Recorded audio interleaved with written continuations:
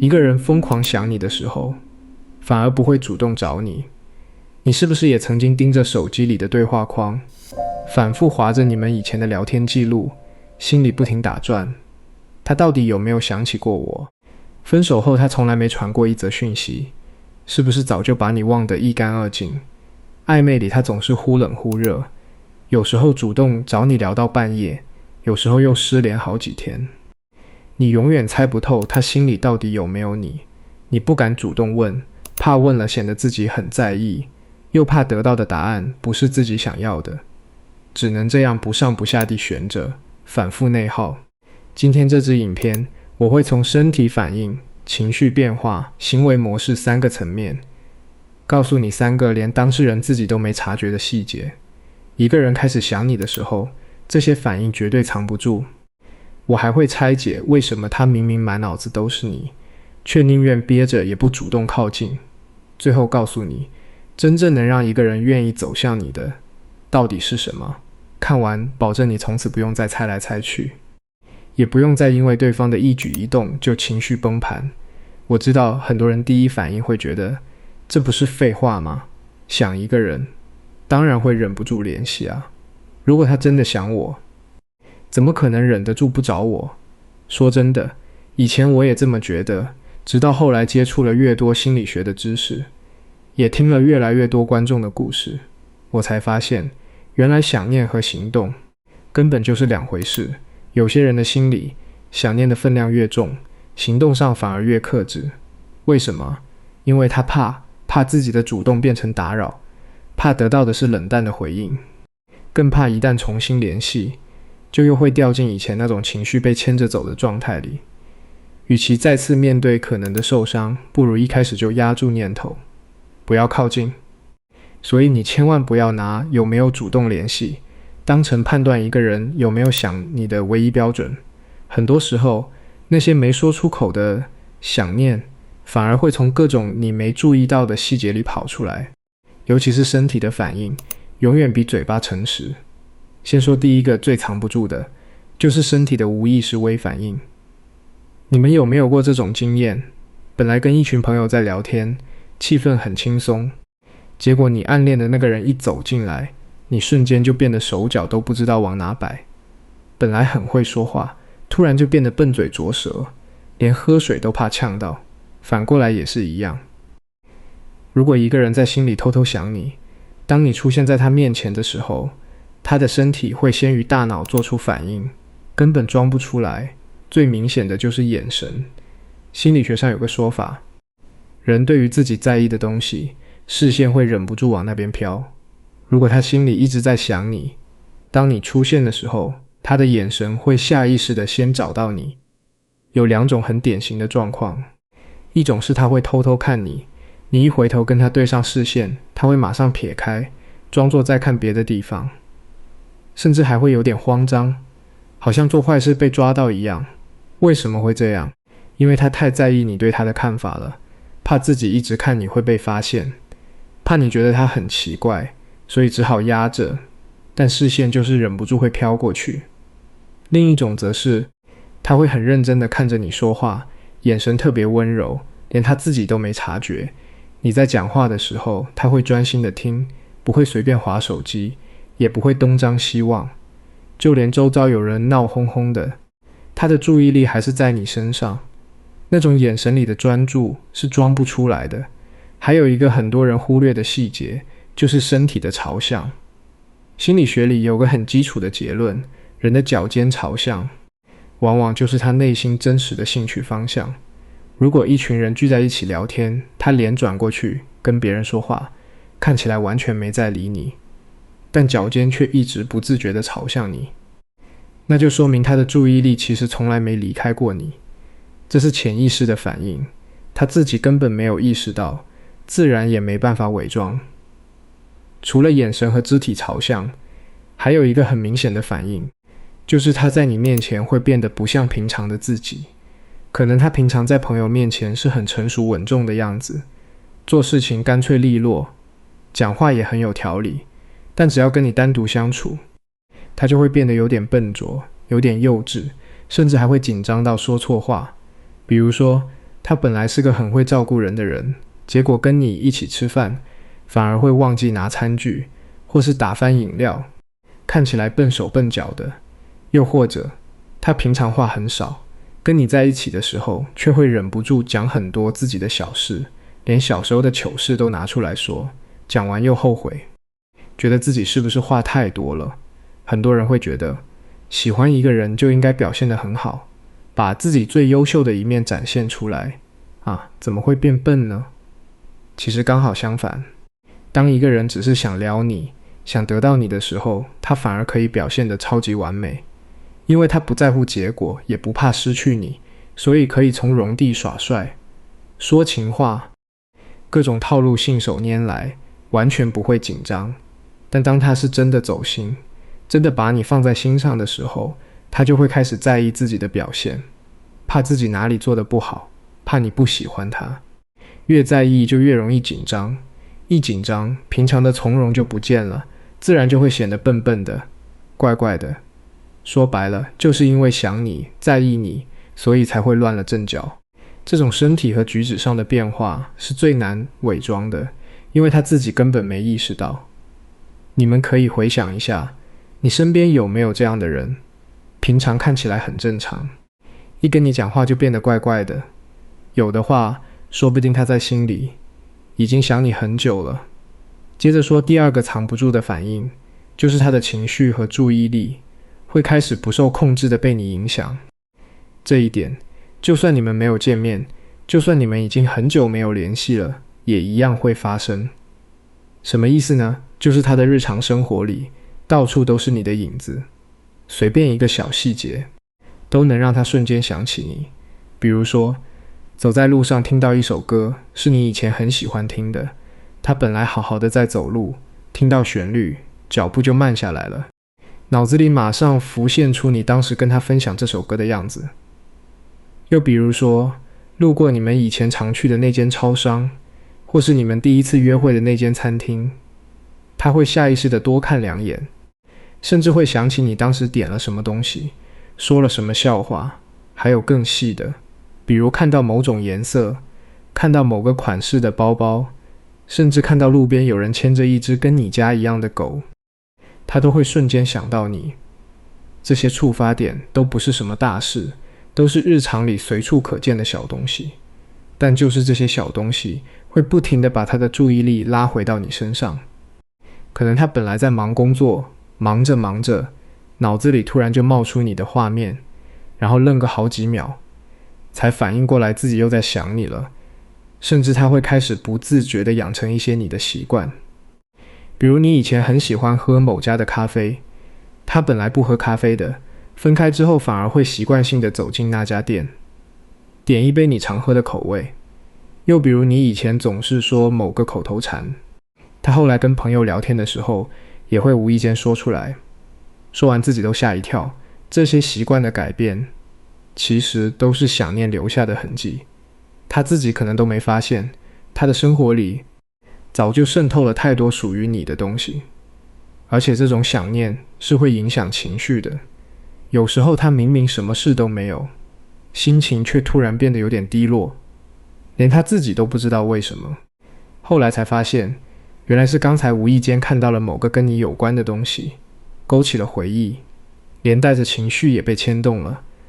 我常收到观众留言说，分手之后以为自己已经放下了，结果某天无意间走进以前常去的夜市，吃到了同口味的珍奶，当场眼泪就掉下来了。那个当下才知道，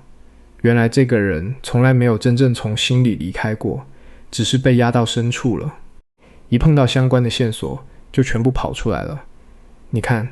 人是骗得了别人，骗不了自己的。嘴巴可以说我早就忘记了，我一点都不想他，但情绪不会说谎，注意力也不会说谎。如果一个人总是在各种日常场景里不由自主地想起你，情绪会因为跟你有关的小事而起起伏伏，那不用怀疑，他是真的一直在想你，只不过这种想念他不会告诉你，甚至可能连他自己都不愿承认。他会觉得都已经分开了，都已经没联系了，还一直想，很丢脸，很没骨气，所以他会压着，假装自己不在乎，但那些被触发的回忆和情绪是压不住的。第三个藏不住的反应就是行为上的矛盾，忽冷忽热，靠近又退缩。这一点应该很多人都深有体会。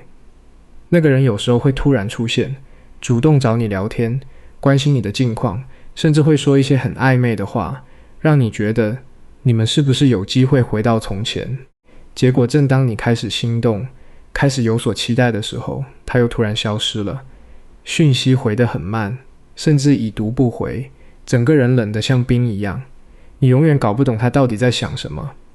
觉得他是不是在玩你，是不是在吊你胃口。其实很多时候他不是故意的，他自己也很挣扎。为什么会忽冷忽热？因为他心里有两个声音在打架。一个声音说，我好想他，我想知道他最近过得怎么样，我想跟他说话。另一个声音说，不行，你忘了以前受过的伤了吗？再靠近的话，只会再难受一次，不能重蹈覆辙。想靠近的是他，害怕受伤的也是他，想你的时候就忍不住往前迈一步，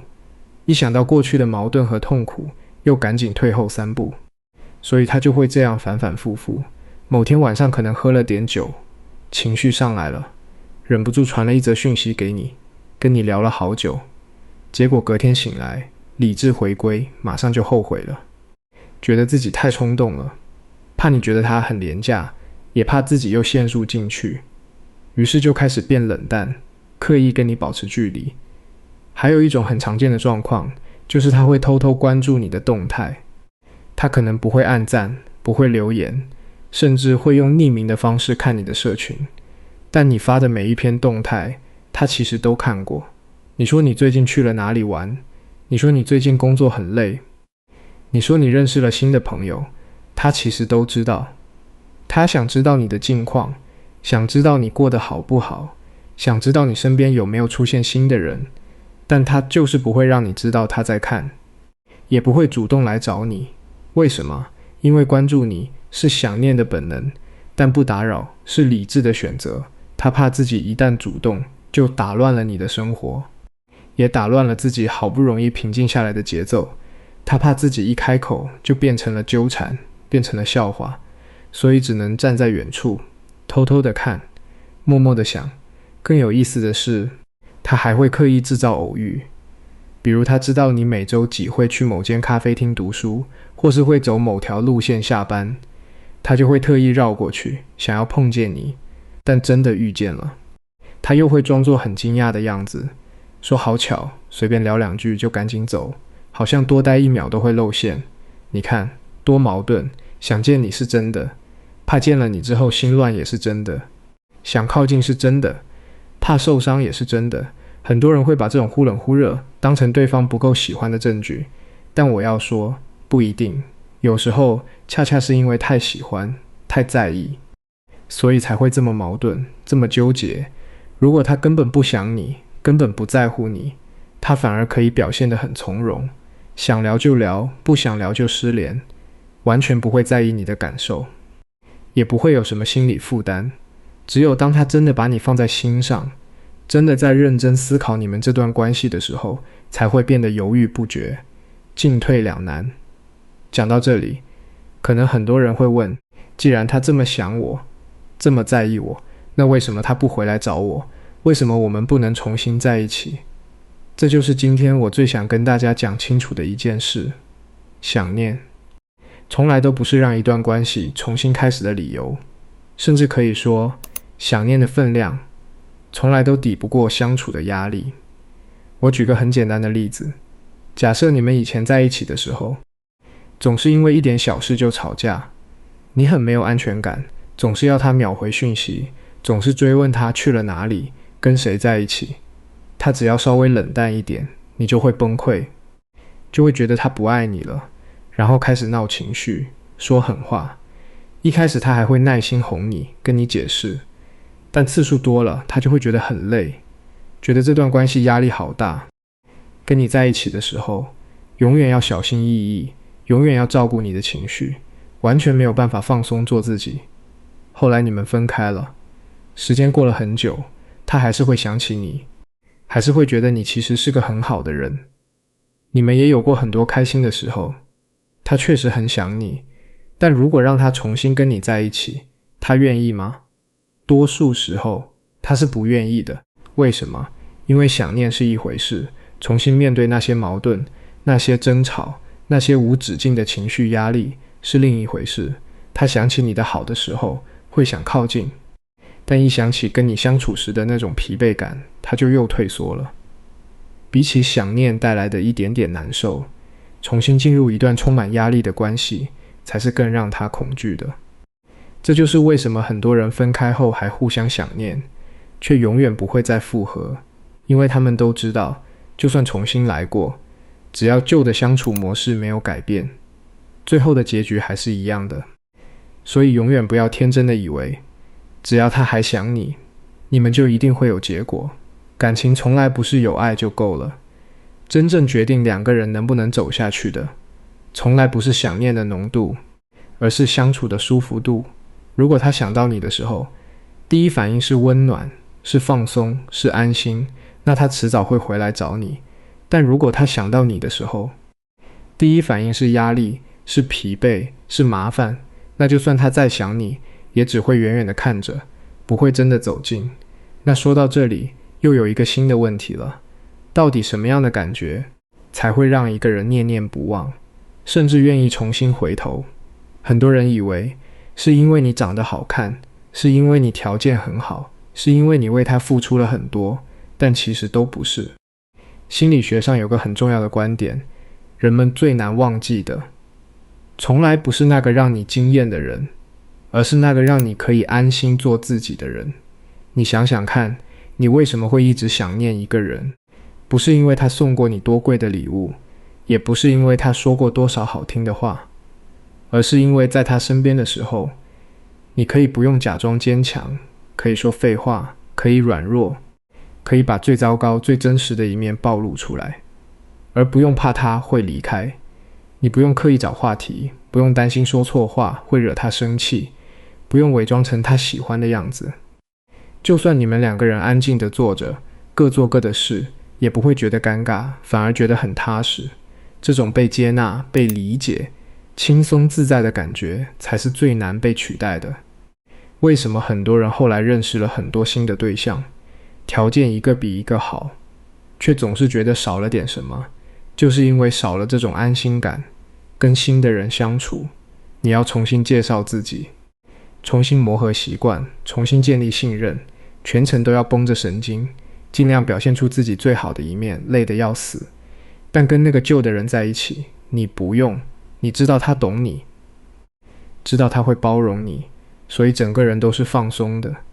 这种放松的感觉是需要时间累积的，是靠着一次又一次的相处，一次又一次的确认，慢慢建立起来的，不是随便认识一个新的人就能马上拥有的。所以说，一个人之所以会一直想你，不是因为你有多完美，而是因为你曾经给过他谁都给不了的安心感，而这也是一个人最终会愿意重新走向你的最核心的原因。讲到这里，我知道很多人已经开始在心里盘算了，既然他还想我，那我是不是可以主动一点？是不是可以多找他聊聊天，让他想起我的好？我劝你千万不要急，我看过太多人，一旦察觉到对方好像还有点意思，就马上开始忍不住疯狂传讯息，嘘寒问暖，各种关心，甚至开始追问对方到底怎么想的，要不要复合。结果呢，本来对方还对你有点念想，被你这么一逼，马上就吓跑了。为什么会这样？因为你的这些行为看起来是关心，实际上是你的焦虑在作祟。你太想要一个答案了，太想要一个确定的结果了，所以你不停地追，不停地要。但你有没有想过，对方为什么迟迟不靠近？就是因为他怕压力啊。你一连串的追问，一连串的情绪输出，只会让他觉得你还是跟以前一样，还是会带给他压力。他本来迈出去的那一小步，马上就缩回去了，甚至还会退得更远。你以为你是在表达爱意，其实你是在把对方越推越远。我常说，感情就像沙子，你握得越紧，流失得越快。你越想抓住一个人，这个人就越想逃。所以不管你有多确定他在想你，不管你有多么想跟他回到从前，你都要忍住，不要急，不要一看到他的动态就马上按赞留言，不要一收到他的讯息就马上秒回一大串，更不要动不动就去问他到底怎么想的。你越沉得住气，对方反而越捉摸不透你，越会把注意力放在你身上。你越焦虑，越主动，对方反而越觉得你没有挑战性，越觉得有压力。当然，我不是叫你完全被动，什么都不做，而是说，你不要用追问和讨好的方式去逼对方给你答案。你要做的从来不是去拉他回来，而是让他自己主动想要走向你。那到底要怎么做才能让他真正愿意靠近呢？答案其实很简单，把重心放回自己身上，先把自己过好。很多人在感情里最大的问题，就是一旦喜欢上一个人，就会把对方当成自己的全世界，对方开心你就开心，对方冷淡你就难过，你的情绪完全被对方牵着走，自己的生活一团糟。你想想，这样的你，连自己的情绪都稳定不了，怎么可能给别人安心感呢？一个自己都飘飘荡荡的人，是没办法让另一个人觉得踏实的。所以，与其每天想着他到底有没有想你，想着怎么做才能让他回来，不如把这些时间和精力都拿回来放在自己身上，去把你的工作做好，去跟朋友出去走走，去培养一个新的兴趣，去运动，去阅读，去把自己的生活打理得有声有色。当你不再把注意力全部放在对方身上，当你有了自己的生活节奏，你的情绪就会慢慢稳定下来。你不会再因为对方的一则讯息就兴奋半天，也不会因为对方的冷淡就崩溃难过。你变得稳定了，变得从容了，你身上的那种焦虑感就会消失。这个时候，你跟别人相处起来就会让人觉得很舒服，很放松。而这种舒服放松的状态才是最有吸引力的。你想想，如果你是对方，你会想要靠近一个整天情绪不稳，追着你要答案的人，还是会想要靠近一个生活充实、情绪稳定、相处起来很轻松的人？答案显而易见。很多人以为挽回一个人要去做很多感动对方的事，要去道歉，要去承诺改变，但其实根本不是。真正的挽回从来都不是去改变对方的想法，而是改变你自己。当你变成了一个更稳定、更自爱、更有魅力的人，对方自然会看见你，自然会想要重新靠近你。而且更重要的是，当你把重心放回自己身上之后，你会发现你其实没有那么执着于他回不回来了，因为你自己的生活已经足够精彩了。他来是锦上添花，他不来你也一样可以过得很好。这个时候的你反而才是最有魅力的。最后我想说，其实分辨一个人有没有想你从来都不是最重要的事，最重要的是你要知道自己想要什么。如果你只是想要确认自己被爱着，确认对方还在意你，那你从这些细节里找到答案其实就够了。